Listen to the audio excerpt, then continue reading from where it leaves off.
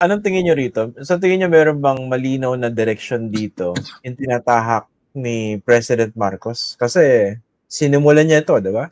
Kinall out niya sa SONA. I would imagine na alam niya yung dulo nito. Nakikita niyo ba yan so far? Oo. Well, may kaunting mitigation nung crisis Halimbawa, yung pagbabago ng leadership, ng majority sa Senate, medyo makakatulong yan ma-diffuse yung crisis. No? Dahil nga, i-confront nila head-on no? Pero they won't burn the house down. No? Yung house naman ay nag-fail yung bid para palitan yung leadership. No? For now. Nagkaroon din ng attempt para palitan yung leadership sa House. Pero bukod hindi nakakuha ng momentum at ng numbers, kaya hindi na rin natuloy. Tapos yung conduct nila today, medyo tap nila yung sarili nila sa likod na, nabago natin yung narrative.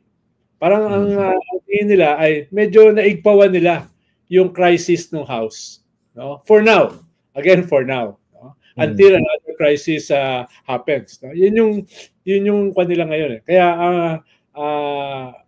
parang for a while ay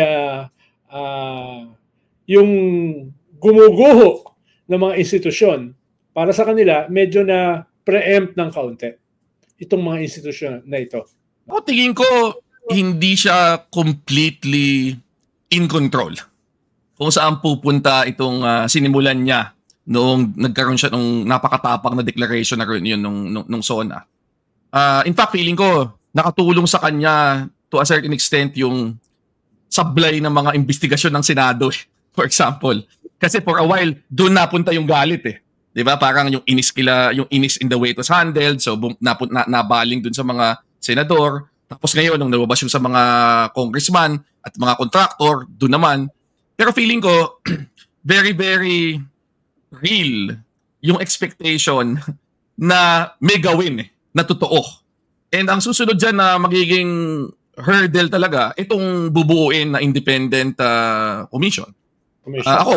Agree ako 100% kay Sen Edu di ba?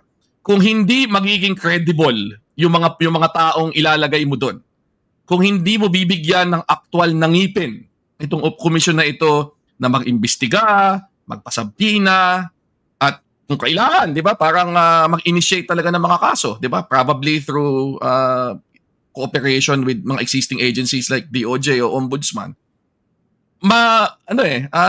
Yung galit na nasimulan, di ba, at dumaki over the past few weeks, baka yung susunod na pupuntirin na yan siya.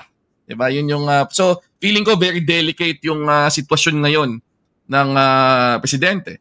May mga nagawa siyang mga certain moves na kahit paano na mitigate.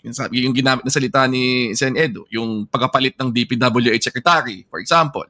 Yung kanyang mga inspection, ganyan.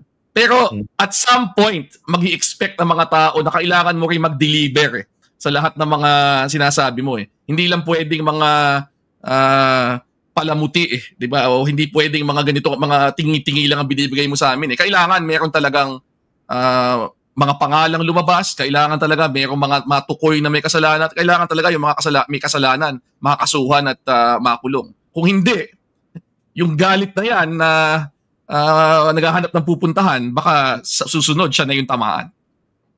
Hindi kasi pwedeng umiyak ka lang Tama. Kailangan meron kang makasuhan at ipakulong. Mukhang determined siya nun. Halimbawa, nung na-meet namin siya nung burol ng mother ni Mar Rojas, andun siya for more than 2 hours, ay yung mga kausap niya, yun ang sinasabi sa kanya. Saan ba ito papunta? Hanggang saan ito?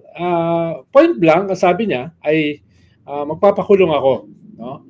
At yung mga kinausap niya ron, mga close friends niya doon sa burol. No? Kaya at least anecdotal na mukhang determined naman siya for now na talaga magpakulong. Dahil alam naman niya na sasabog sa mukha niya kung walang mangyayari. Hindi pwedeng investigation lang to.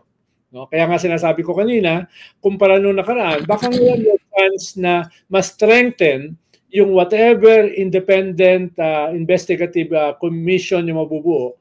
Dahil nga, yung political climate ay conducive para doon. At meron ng mga senador na pag umakyat sa kanila yung bill ay mas madali nilang maaaprubahan or magagawa ng counterpart bill. At pag umabot sa presidente, pipirmahan kagad.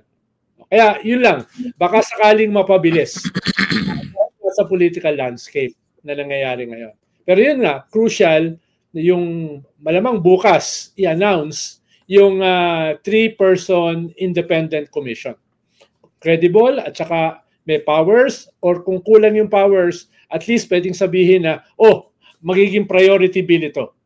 Magiging priority bill. At dahil under siege din yung House, kailangan din nilang i-deliver. No? Ang pan lang ay, for a while kasi, di ba, pinag-uusapan natin, Christian, yung balancing act niya, na kailangan niyang i-deliver yung mahiya naman kayo moment niya, no?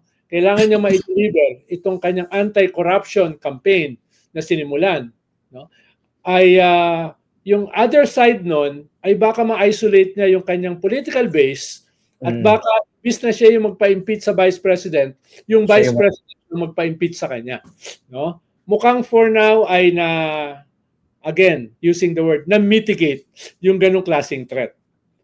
No? Dahil you have only 2 years eh. Yung 3rd year mo, kampanya na yan, no?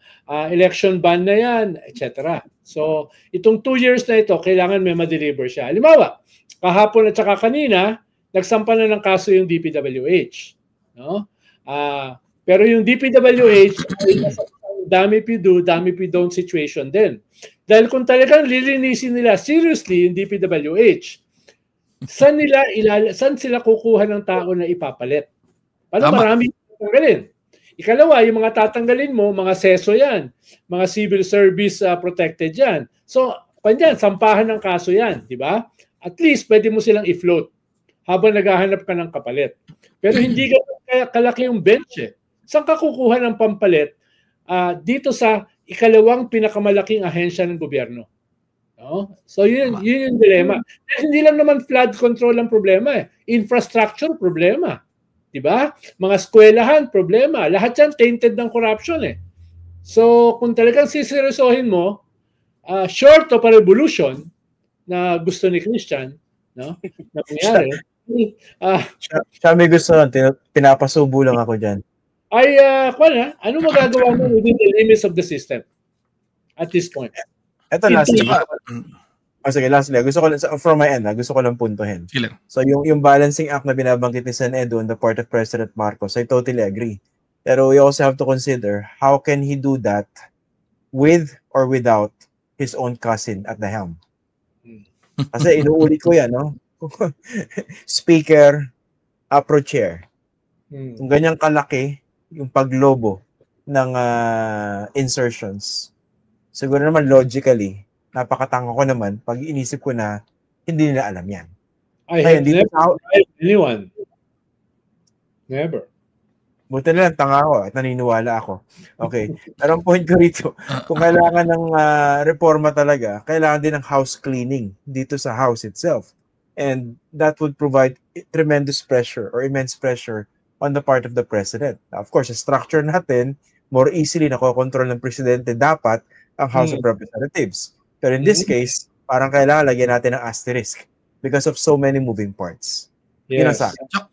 Balancing between political baggage at saka yung protection ng presidente.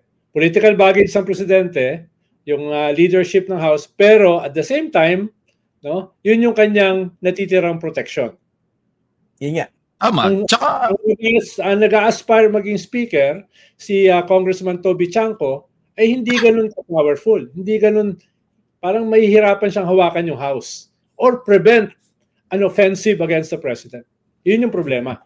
Wala namang ibang kandidato eh. Walang ibang nag-a-aspire. Unless mag-aspire si GMA. Which is, na actually creates a different kind of problem din for him. Kasi ito yung gusto kong idagdag lang eh.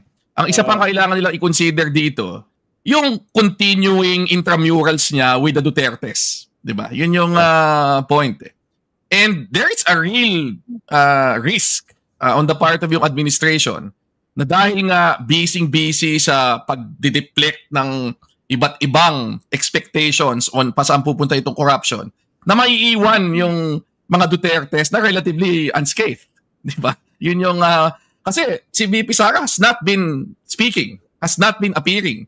Para nakalimutan na nga yung mga madaming mga issues regarding her. Confidential funds, mga iba't ibang mga anomalya sa DepEd, etc. Dahil nga dito sa lumabas na ito. Kanina, merong muling pag-revive ng 51 billion na tinanggap ni nung kanyang kapatid, 'di ba? Si Congressman Pulong Duterte during the last 3 years ng Duterte administration, 2020 to 2022, 'di ba? So, ako tingin ko baka start na ito nung kanila namang pag-address nung ganung problema na baka naman sa masyadong ito lang ang inaatupag natin, inaasikaso natin, nakaka-free pass itong mga Duterte na sa totoo lang naman for the bulk, hindi lang bulk, halos buong termino nila, doon nangyari yung bulto nitong mga anomalyang ito, di ba? So, actually, the best scenario for Sara is to be the incumbent president before the election. Di ba? Yun yung best scenario sa kanya.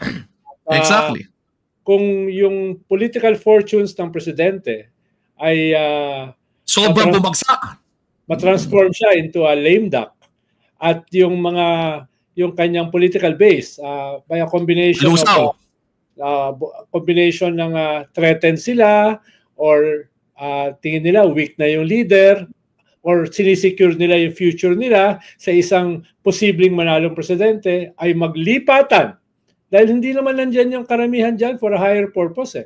Nandyan sila for their own political, cynical calculation. At kung makita nila... Akala ko, serbisyo talaga yung habol nila. Di ba? Yun ang sinasabi, di ba? Christian yung naniniwala. Okay. Mukhang kapitbahay kami ng kuweba ni Atty. Barria. Kung yun yung mangyayari, hindi malayo na maglipatan yan doon sa kalaban nila. Tama. Agree. Kaya, yun yung sinasabi kong balancing act. No? And in a way, baka kasama rin tayo ng kaunti dun sa balancing act na yun. Dahil kasama rin tayo sa kakalusin pag nakabalik yung mga Duterte.